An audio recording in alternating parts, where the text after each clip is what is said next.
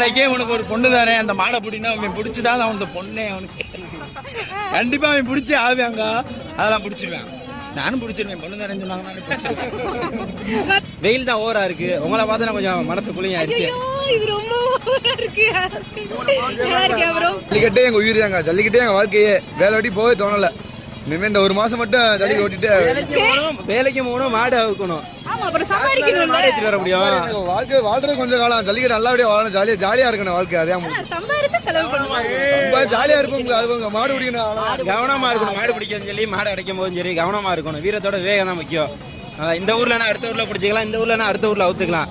ஆனா உயிர் போயிருச்சுன்னா அவ்வளவுதான், பார்த்து பத்திரமா இருக்கும். நம்மளால சந்தோஷமே. இந்த பரிசு லீவ் வேற விட்டாங்க, எல்லா பக்கம் தான் பூரா சின்ன பையனாக தான் உள்ள சுத்திட்டுறாங்க. அது ஒரு சந்தோஷம். என்னதான் வெயில் அடிச்சாலும் இந்த ஜல்லிக்கட்டு பார்க்கல நல்லா சந்தோஷமா, நல்லா மனமா இருக்குங்க. ஜல்லிக்கட்டுனாலே மனமா இருக்குங்கக்கா. அதான்க்கா எப்போன்னு பைக்கிறா பயலுங்க எவ்வளவு பார்த்துட்டீங்களா? ஜல்லிக்கட்டு மாடை பிடிக்கதான் காதல் கண்டு மாடை பிடிக்க வராங்க, மாடையும் கலட்டுறாங்க. அப்ப எதுக்கா காதல்? ஜல்லிக்கட்டுனாலே காதல் தான்க்கா.